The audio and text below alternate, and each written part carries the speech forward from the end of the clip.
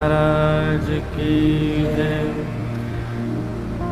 श्री जगन्नाथ महाप्रभु की, बलभद्र सुभद्रा मैया की, श्री सुदर्शन जी महाराज की, लीलाचल धाम की, महोदधि श्री समुद्र नारायण भगवान की, सब संतन की, सब भक्तन की, सब विप्रन की, श्री वृंदावन धाम की, श्याम सुंदर श्री यमुने महारानी की, गोवर्धन नाथ की, वृषभानु दुलारी की, जय जय श्री राम, जय जय श्री राम, जय जय श्री राम।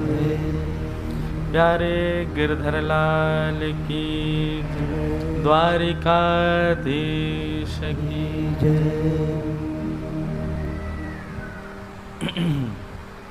परम मंगल में परात्पर अखिलेश्वर, अकारण करुणा वरुणालय भक्तवान शाकिल्पतरु, तड़िद्वत विनिंदित पीताम्बरधारी श्री बालकृष्ण लाल की शब्दमयी वाणीमयी प्रतिमूर्ति हम आप सबके मध्य में विराजमान श्रीमद् भागवत महापुराण को बारंबार प्रणाम। मंच पर उपस्थित समस्त विप्रवृंद, समस्त गंधर्वजन और आप सभी श्रोता भाई बंधु मातृशक्ति बालक मित्र सखा, हमारे कथा के निमित्त मात्र यजमान, समस्त राउरकेला निवासी, सबको बहुत बहुत जय श्री कृष्ण, जय सिया राम, जय श्रीमन नारायण, जय जगन्नाथ। महाप्रभु श्री जगन्नाथ जी की परम कृपा अनुग्रह से उन्हीं के दिव्य क्षेत्र में साप्ताहिक भागवत अनुष्ठान के लिए हम आप सब लोग एकत्रित हुए हैं, जिसका आज तृतीय दिवस यहाँ प्रारंभ हो रहा है। नीचे कर राउरकेला की भूमि पर ये द्वितीय भाव सेवा करने के लिए दास को सौभाग्य प्राप्त हुआ। इतना नीचे, नेक तो ऊपर करो, नेक को बस ब्राज।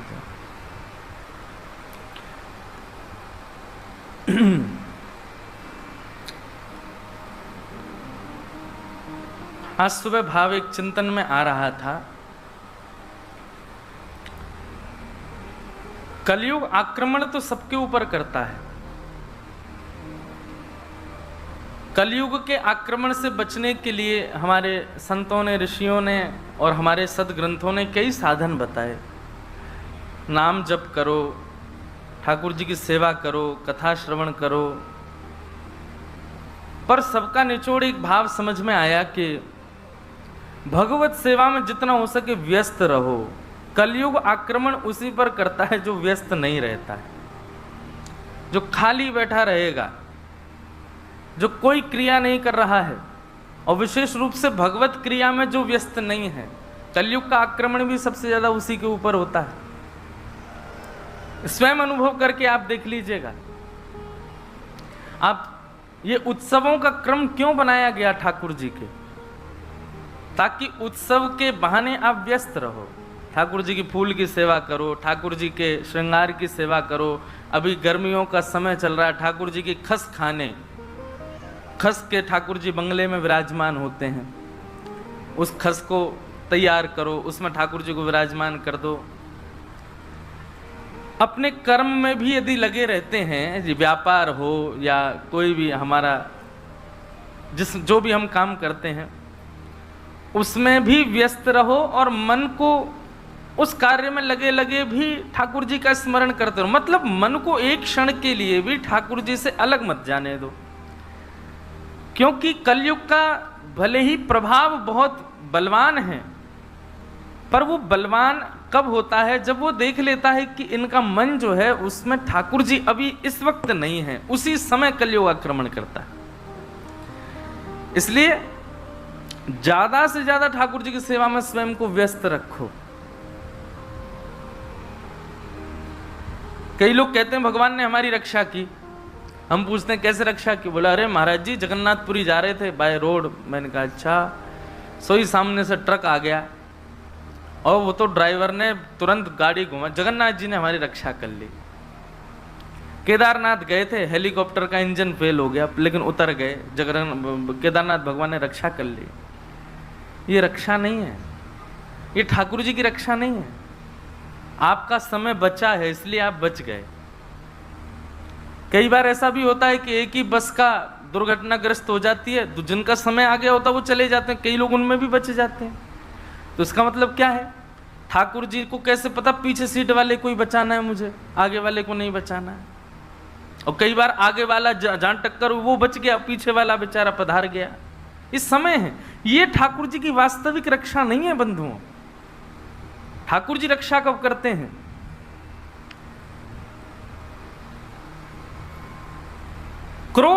क्रोध में दुष्निर्णय लेने वाले थे, लेकिन उसी समय स्वयं को थोड़ी देर और रोक लिया, और वो निर्णय मन में तो आया था लेकिन आपने लिया नहीं और आप बच गए। ये समझो ठाकुर जी ने रक्षा की। भोग्य वस्तु सामने प्रस्तुत तो हुई थी, भोग्य वस्तु सामने आ तो गई थी, परंतु उस भोग्य वस्तु को देखने के बाद भी आपने अपने मन को वशीकृत कर लिया और उस भोग को नहीं भोगा, तब समझो ठाकुर जी ने रक्षा की। काम, लोभ, ईर्षा, द्वेष ये सब सिर पर सवार हुए थे, लेकिन उसी समय आपने अपने आप को वशीकृत कर लिया। काम से रोका, विषयों से रोका। ये आपका बल नहीं है, आप नहीं रोकते। हम लोग उल्टा करते हैं, पता है क्या? संसार में किसी दुर्घटना से हम बच जाते हैं तो हम सोचते हैं ठाकुर जी ने रक्षा की, और जब विषय भोगों से स्वयं को रोक लेते हैं तो सोचते हैं हमारी इच्छा देखी आपने। आज एकादशी व्रत है, सुबह से मैंने जल नहीं पिया है, उसमें अपना बल समझते हैं हम। जब विषय भोगों से हम बचते हैं तो उसमें अपना बल समझते हैं, और जब बाहर के किसी दुर्घटना से बचते हैं तो सोचते हैं ठाकुर जी ने बचाया। नहीं, उल्टा है। जब आप विषयों से बचते हैं, जब आप संसार के किसी कारणों से अपने आप को बचा लेते हैं, तब ठाकुर जी रक्षा कर रहे हैं। बाहर की रक्षा तो आपका समय है अभी, इसलिए आप चाहे उस समय कुछ भी हो जाए, आपके प्राण नहीं निकल सकते। जितनी समय की अवधि है उतना तो आपको जीना ही है। वास्तविक रक्षा ठाकुर जी आपकी अंतरंग मनस्थ में हो रहे जो उथल पुथल हैं उनमें करते हैं, वो आपकी वास्तविक रक्षा है। और उसके लिए भैया जितना हो सके व्यस्त रखो स्वयं को ठाकुर जी की सेवा में। कुछ ना कुछ करते रहो, खाली बैठना ही नहीं है। ठाकुर जी को सोचते रहो, जपते रहो, कुछ पढ़ते रहो, सुनते रहो। काम पर जाते हो, अपने व्यापार में जाते हो तो वहाँ व्यस्त रहो, वहाँ पर भी खाली समय मिले तो ठाकुर जी का स्मरण करो। चित्त को एक क्षण के लिए भी खाली बैठने नहीं देना है। कोई विषय हाथ तो लगा जाए, आपको सामर्थ्य नहीं उसकी कि वो आपके हृदय पर हावी हो जाए। इसलिए भैया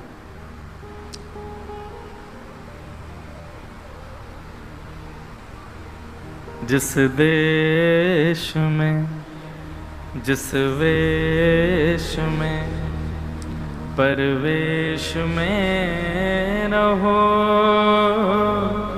राधा रमण, राधा रमण, राधा रमण कहो। जिस काम में, जिस धाम में, जिस नाम में रहो,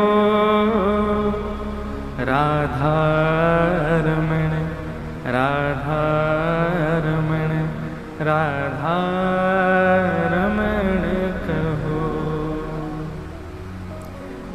जिस रंग में, जिस ढंग में, जिस संग में रहो, क्या कहो? राधा रमण, राधा रमण, राधा रमण हर स्थिति में अपने आप को खाली मत बैठने दीजिए। बस ये सूत्र आप अपने जीवन में अपना लीजिए। इस कथा से यही सीख लीजिए कि जिस दिन ये कथा विश्राम होगी 9 तारीख को, 10 तारीख से आपका एक नियम बन जाना चाहिए। क्या? एक क्षण भी आप स्वयं को खाली नहीं रखेंगे। इससे कितने लाभ होंगे? खाली बैठे व्यक्ति के चित्त में जब दूषित विचार आ सकते हैं तो काम, क्रोध, लोभ, मोह, ईर्ष्या, द्वेष नहीं आएंगे? सब आएंगे। लेकिन व्यक्ति पूरे दिन व्यस्त रहेगा, चाहे कार्य में व्यस्त रहे, चाहे भगवत नाम में व्यस्त रहे, कहीं भी अपने आप को व्यस्त रखे।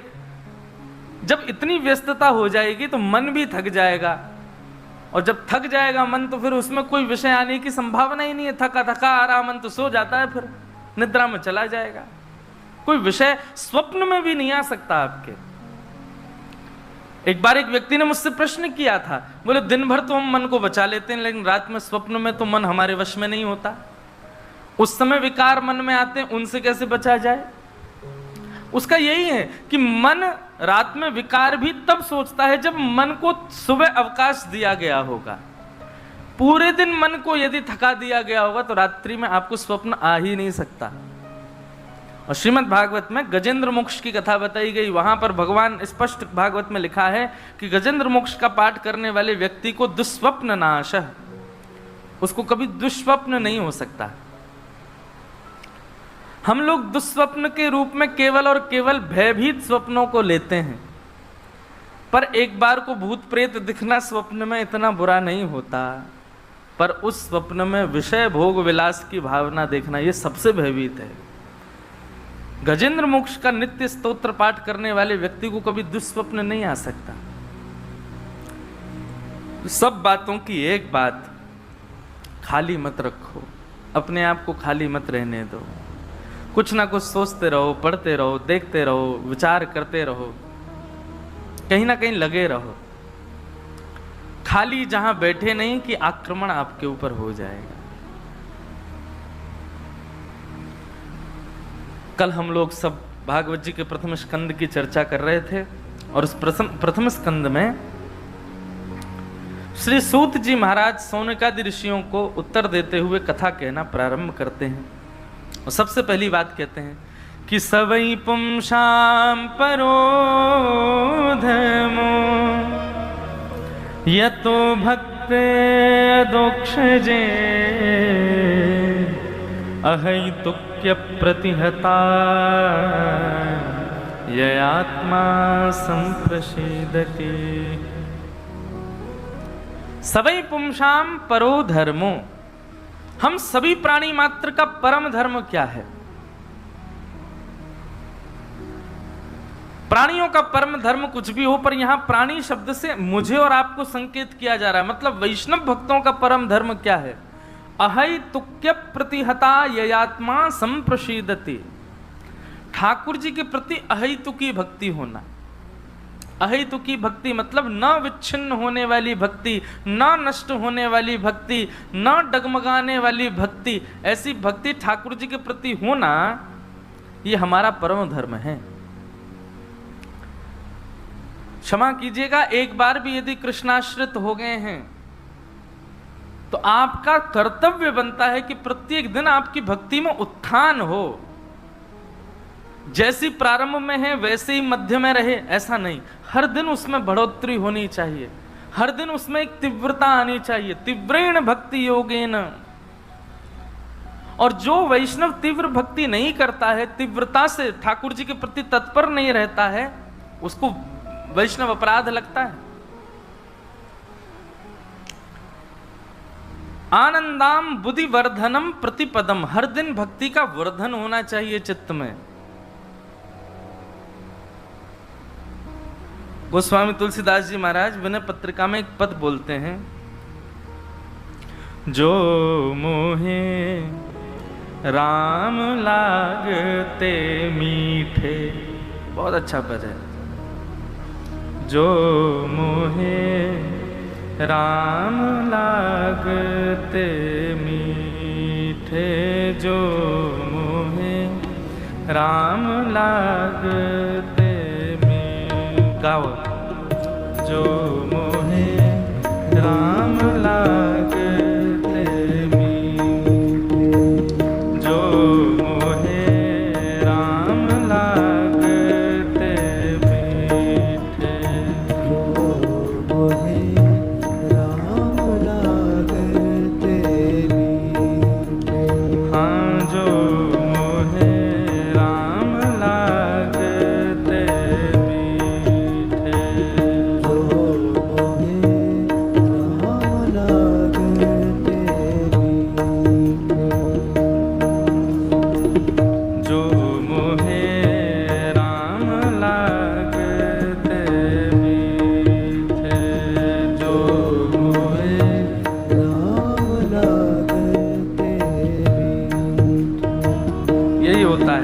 आपको जब जो पद गाना हो अचानक याद आ जाए, वो मिलेगा ही नहीं उस समय।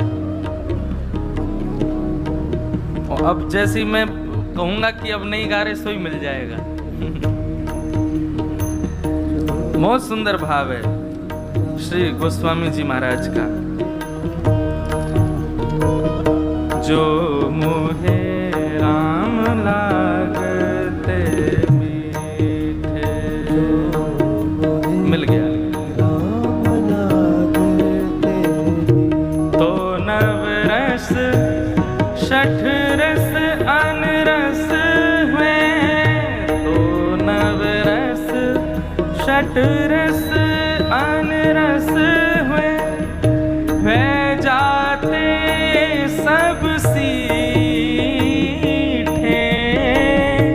वे जाते सब सीठे। गोस्वामी जी की अगर बात माने तो श्री गोस्वामी जी महाराज निवेदन कर रहे हैं कि अगर राम जी मीठे लगे होंगे तो कलकत्ता का रसगुल्ला मीठा नहीं लग सकता आपको।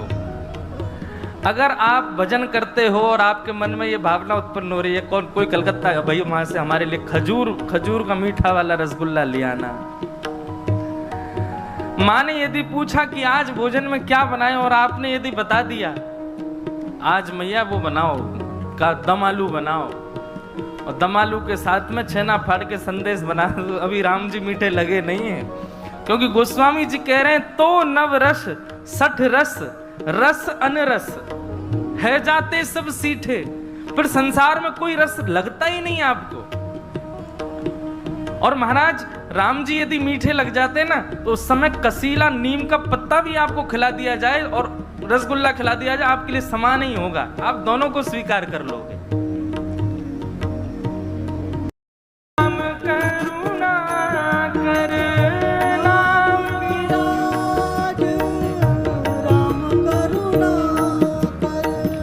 कहीं न दिए कर चीठे,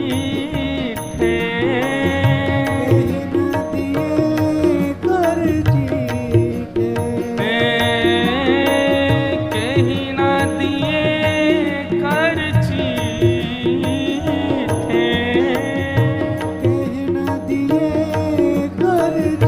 गोस्वामी जी कह रहे हैं भैया दुनिया के जितने भी व्यंजन तुम्हारी जीभ को भाते हैं, दुनिया की जितनी भी बहुवस्तु तुम्हारे हृदय को भाती है, उसका यदि अतिभोग करोगे तो निश्चित है उस व्यंजन से, उस वस्तु से तुमको कोई ना कोई विषय भोग रोग हो जाएगा, और वो रोग तुमको चिता तक ले जाएगा।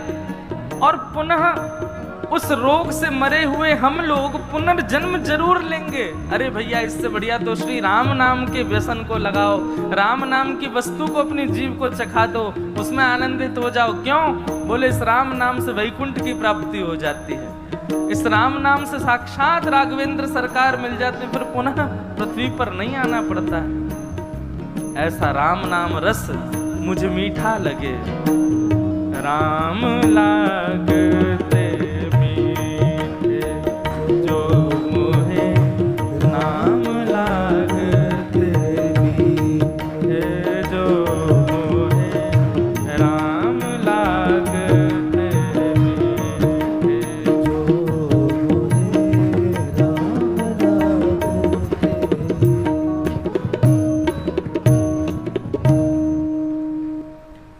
इसका मतलब है अभी मैं एक बात कहने लगा हूं आजकल कथा में कि किसी की जिह्वा में यदि चटोरापन है ना तो समझो अभी ठाकुर जी से दूरी है उसकी।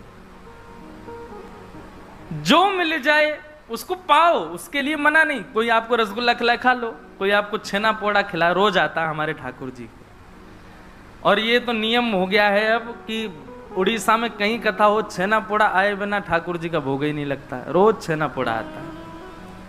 भाई देखो चटोरे हम नहीं, ठाकुर जी को ही रहने दो, हम तो ठाकुर जी के चटोरे बन जाएं। उनकी कथा, उनका नाम, उनका रस, उनकी लीला, उनके धाम, उसके चटोरे बनो। ये विषय और सामान्य वस्तु, इसको हम सीधे सीधे हम इसके चटोरे बन गए तो फिर निश्चित है उसमें कहीं ना कहीं पाप जन्य हमसे अपराध बनेगा, वो हमारे विषय। इंद्रियां कैसी होती हैं बंधुओं? इंद्रियों को जो चाहिए, जैसे ही आप इंद्रियों को देते हैं तो इंद्रियां बलवान होती हैं और वो आपसे अन्य अन्य वस्तुओं की फिर कामना करती हैं, और उन्हीं कामनाओं के चक्कर में एक ना एक दिन आप पाप कर बैठोगे। इसलिए इंद्रियों को जो चाहिए वो न देने का पूर्ण प्रयास किया करो। इंद्रियों को जबरदस्ती ठाकुर जी दो, जो मांगे उसके स्थान पर ठाकुर जी को विराजमान करो। और हमारी प्रार्थना, कथा बहुत ध्यान से सुना करो। हम कथा में बार बार कहते हैं ध्यान से सुनो, ध्यान से। फिर सवेरे जब हम मिलने बैठते हैं, वहां कोई हमसे ऐसा प्रश्न करता है जो हम कथा में बता चुके हैं, तो फिर मुझे लगता है आप कथा क्यों नहीं सुनते? हम कथा में सब तो बताते हैं। अब आज भी एक ने प्रश्न किया। अब देखो, प्रश्न सुन के कई लोगों को पता चलेगा कल ही मैंने इसका उत्तर दिया था। प्रश्न क्या है? हमारे हिंदू वैदिक सनातन धर्म में इतने ग्रंथ और इतने देवी देवता क्यों हैं? कल बताया था कि नहीं हमने? अब आप सुनते नहीं तो फिर हम क्या करें? एक ही विषय को बार बार बताएं तो आगे कैसे बढ़ेंगे? भैया, कथा का एक एक शब्द बहुत ध्यान से सुना करो, आपके सारे संशयों का समाधान मिलता है यहाँ पर आप नहीं सुनते हैं, फिर पूछते हैं तो मुझे बताने में कोई अर्जा नहीं, पर मुझे कष्ट लगता है। तो फिर आप 4 घंटे क्या सुन रहे थे जब अम्मा बता रहे थे? तो ये सब साधन हैं विषयों से बचने के, विचलितताओं से बचने के। श्रीमद् भागवत के मेरे पास उत्तर नहीं है, पर इस व्यासपीठ से जो हम कहेंगे वो आपके संशय का समाधान ही करेगा। आप ध्यान से सुनो तो सही। सब बातों की एक बात, अपने आप को खाली मत बैठने दो। ठाकुर जी के सेवा में, ठाकुर जी के नाम में, ठाकुर जी के भजन में, ठाकुर जी के चिंतन में व्यस्त रखो। और सबसे ज्यादा तो उस समय जब आपको कोई विषय सता रहा हो, जैसे ही लग रहा हो कि अब काम का प्रभाव हो रहा है, उसी समय आसन पर बैठ जाओ, नाम जप करो। एक मैया पूछी, भैया पूछे कौन है, महाराज जी ये बताइए राधा नाम का जप करें या फिर महामंत्र? देखो, एक हमारी बात सुनो। इतने संशय क्यों आप चित्त में रखते हो? आप भेद क्यों मानते हो? नाम कोई भी जपा जा सकता है, कभी भी जपा जा सकता है। उसमें कोई वो थोड़ी कि आप महामंत्र करोगे राधा रानी नाराज हो जाएंगी, ऐसा तो कभी सोचना ही नहीं है। गुरु मंत्र हो और वैदिक मंत्र हो, उसके लिए नियम है कि उसको एक आसन पर बैठ करके, एक स्थान पर बैठ करके करो। बाकी भगवान नाम, मतलब जगन्नाथ श्री जगन्नाथ श्री जगन्नाथ, अब ये नाम है, ये कोई मंत्र थोड़ी है। राम राम राम राम राम राम, ये नाम है, कोई मंत्र थोड़े ही है। पर ये नाम मंत्र के समान ही बलदायी है। तो नाम तो आप कोई भी कभी भी जप सकते हैं। और एक साथ जपने पर, मतलब एक माला अगर आपने मंत्र की कर ली और एक नाम की कर ली, तो उसमें कोई दोष थोड़ी है। उसको दोष क्यों समझ रहे हैं हम? आप जप सकते हैं, खूब भाव से जपो, जो आपको जपने का मन करे खूब जपो, कोई दिक्कत थोड़ी। जप करो, ठाकुर जी का स्मरण करो खूब। तो सवै पुंसां परो धर्मो यतो भक्तिर अदोक्षजे अहेतुक्य प्रतिहता ययात्मा संप्रसीदति। कि धर्म स्वनिष्ठितः पुंसां विश्वक्सेन कथासु नोत्पादयेदधिरतिं श्रम एव हि केवलम्। सूत जी महाराज एक बहुत अच्छी बात बता रहे हैं यहाँ पर। सूत जी महाराज कहते हैं, आपने जितने भी धर्म अनुष्ठान किए, जितने भी आपने अपने जीवन में वैदिक कार्य किए, श्रावण के महीना में शंकर जी पर खूब जल अभिषेक किया, जगन्नाथपुरी जाकर के वैष्णव संतों को प्रसाद पवा दिया, आपने जितने भी सत्कर्म अपने जीवन में किए, उन सत्कर्मों से ठाकुर जी प्रसन्न हैं कि नहीं, ये आपको कैसे पता चले? उसका प्रमाण क्या है?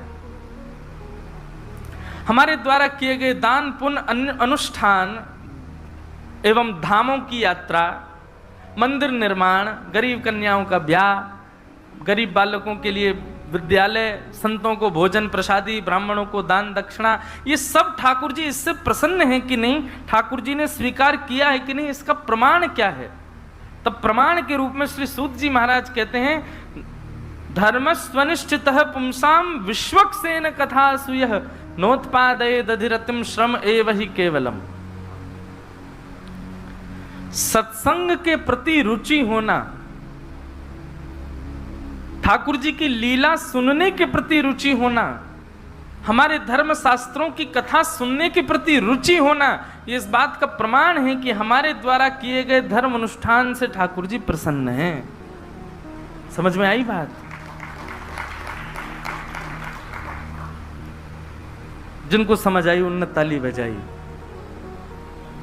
वास्तविकता यह है, आपके चित्त में यह भाव प्रकट होता है कि अरे कथा है, हमको सुनना है, वहां किसी का सत्संग चल रहा है, हमको जाना है। और आजकल तो YouTube पर ही सब सुनते हैं,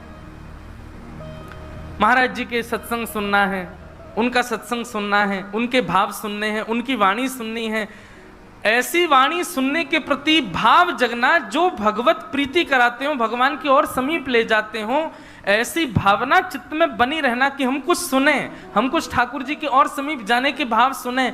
ये भावना जिसके चित्त में प्रकट हो रही है, ऐसे व्यक्ति के किए गए धर्म अनुष्ठान, तीर्थ यात्रा आदि, उन सबको ठाकुर जी प्रसन्न होकर स्वीकार कर चुके हैं, इसीलिए उसके मन में भाव प्रकट हो रहा है। आप अपनी इच्छा से सत्संग सुन ही नहीं सकते, क्योंकि सत्संग सुनने से ठाकुर जी से प्रेम होता है, और आप अपनी इच्छा से ठाकुर जी से प्रेम नहीं कर सकते। ठाकुर जी जब आपको चुन लेते हैं कि मैं चाहता हूं ये मुझसे प्रेम करे, तभी आपके चित्त में सत्संग के प्रति रुचि बढ़ती है। नहीं तो ऐसे अनेक लोग हैं, वो धर्म पुण्य के कार्य तो बहुत करते हैं, कथा में आते ही सो जाते हैं। कथा की बात होते हो कि अच्छा आना पड़ेगा क्या, हम आ जाएंगे, 5 मिनट बैठ के चले जाएंगे। बुरा नहीं मानना। राज सत्ता के लोग जो होते हैं, कोई बैठा हो तो सॉरी, हाँ, राज सत्ता के लोग कितने पुण्य के काम करते हैं, मंदिर बनवा देंगे, स्कूल बनवा देंगे, बच्चों के ब्याह करवा देंगे, कितना कुछ करते हैं।